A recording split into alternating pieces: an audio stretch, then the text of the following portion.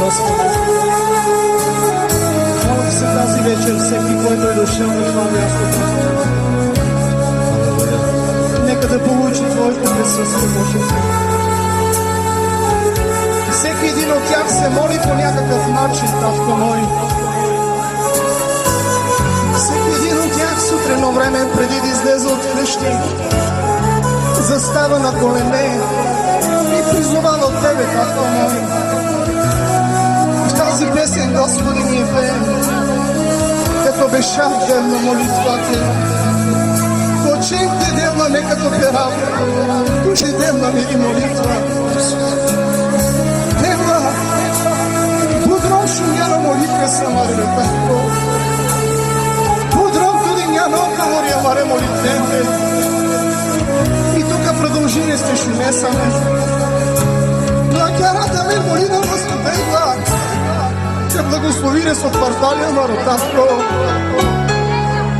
Ме моли на Ватуделна и цело кварталито вел спасиме. Ме моли на Ватуделна кварталите да звара покаяние Исусе. Това ме пари радост, стежа растут. Амарела стато венду пределна като калес. Това спасиме, амаре чавенца, амаре обвенца. И ме моли на Ватуделна кварталите. Ето гостини са и не само Исус. Благослови на Исус.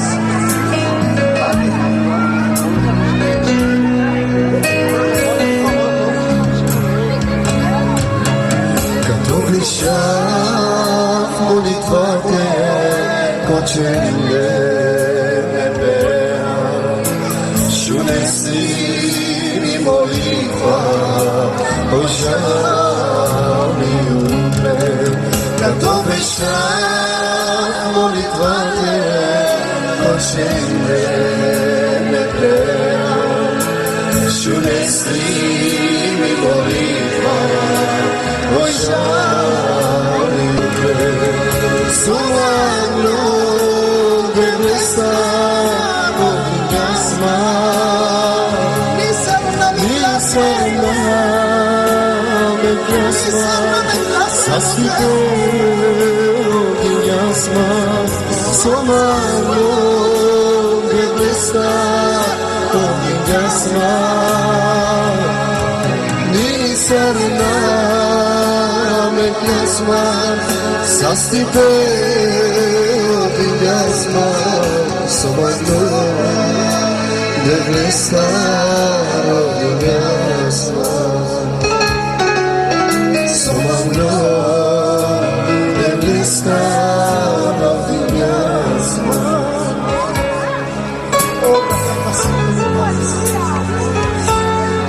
Брати и сестри, искам да прославя нашия Бог, защото Той заслужава.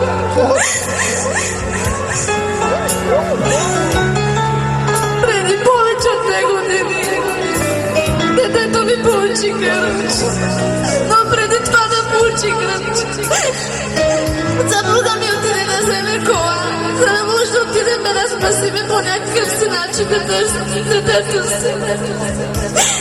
Но когато отиваше да вземе кола, чу глас от небето. Но тук ли трябва да дойдете, за да се покаете? Но аз искам да прославя нашия Бог. Бог направи чудо в живота ми, брати и сестри. Нима Бог не заслужава да го хвалим и да го величаваме. Той върна детето ми от смъртта. Почти детето ми умираше, но аз я дигнах нагоре. О, Исусе! Благодаря на Бога, че Бог върна детето ми. Отдавам цялата слава на Бог, защото Той заслужава.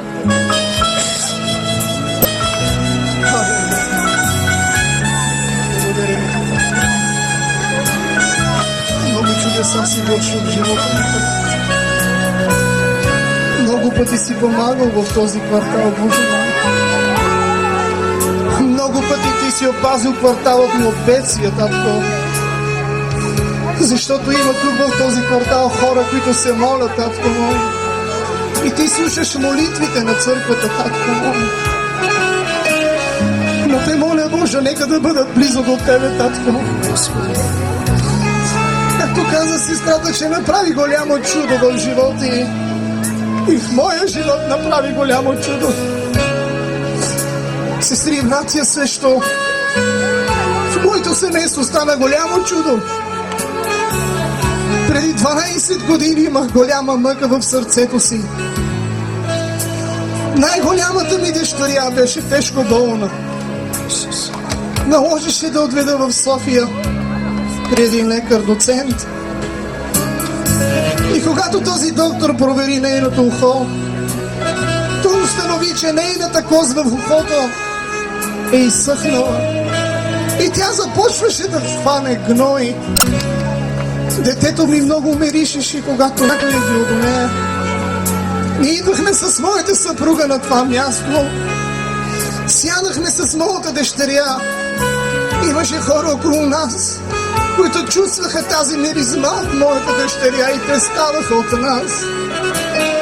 Аз забелязах то и нещо и ми беше голяма мъка, че хората бягат от моята дъщеря. Знаете ли, доцентът ми каза: слушай, момче, на теб ще ти трябват пари колко днес, 13 000, за да оперирам твоята дъщеря. Защото тези гной, които има в коста, те се разлагат в нейният мозък. И ако до 1 месец аз не я оперирам, тя ще умре. Аз тогава паднах на колени и казах: Господи, какво чудото моите уши. И аз казах на лекаря: няма ли друг начин? Няма ли друг начин да мине без операция? Той каза: не, няма друг начин. Но Господ чу моята молба. Господ е чу моят вик. Върнахме се от София. Определиха ни датата за операцията. Се върнахме с моята съпруга, натъжени, с голяма мъка и страдания в душата си, като знаеме, че нашето дете, че трябва да премине тежка операция. И си казах: Боже, откъде ще взема толкова пари? С хлифа ли да отида да ги търся? Как, Господи, ще получи това дете? Тази операция.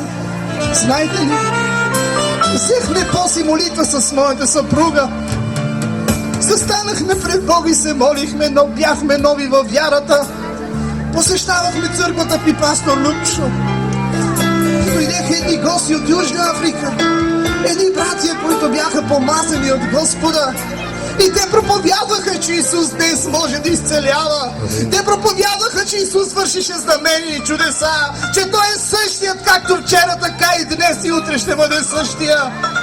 Аз слушах тези думи. Аз слушах Слово Божие. Че Словото Божие казваше, че Исус, където полагаше ръце на болни, те биваха изцелени и освободени. Дойде вяра в моето сърце. И си казах: Боже, нима днес ти не можеш да извършиш чудо. И когато казах тези думи в сърцето си, тогава пасторът призова онези, които имат нужда от молитва. Тогава излезе моята дъщеря заедно с нас и започнаха да се молят тези брати да призовават Господа.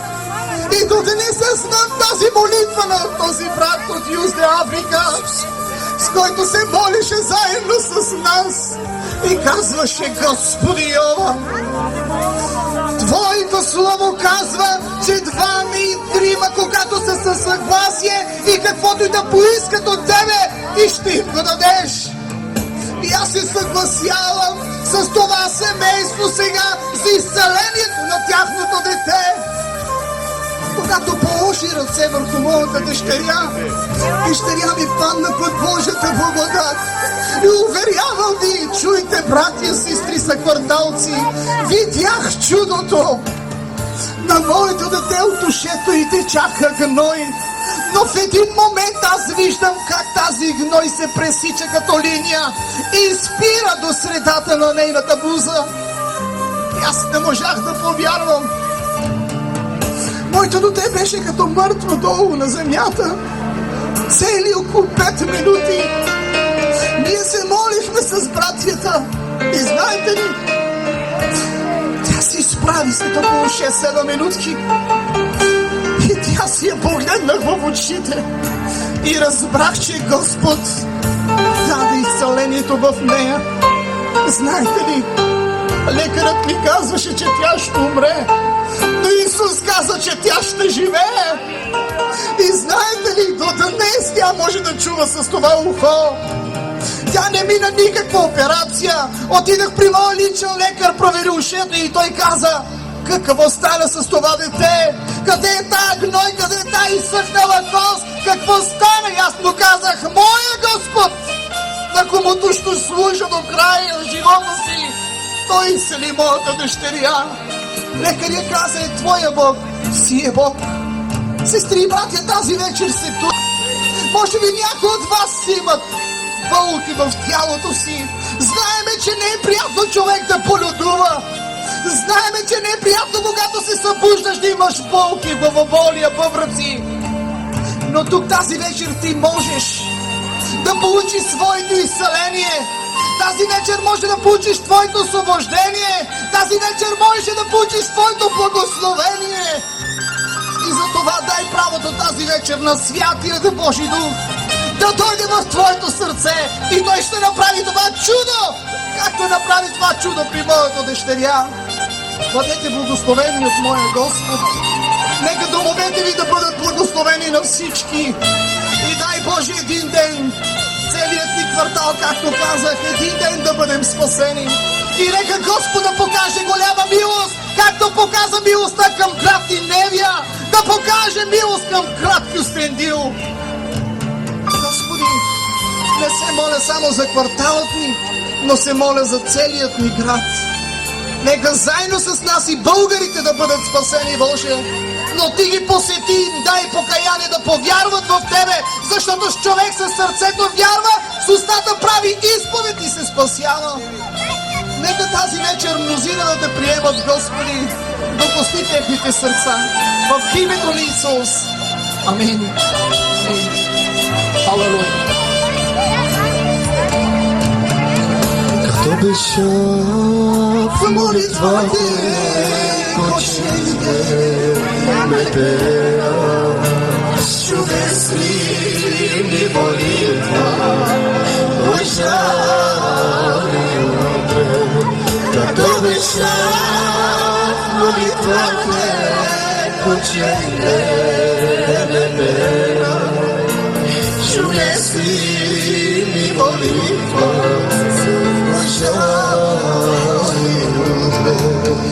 Someone the blessed of the Gasma Nisarma the Gasma Sasipe of the Gasma Someone the blessed of the Gasma Nisarma Sastite ovingasma somano Eblisa ovingasma somano Eblisa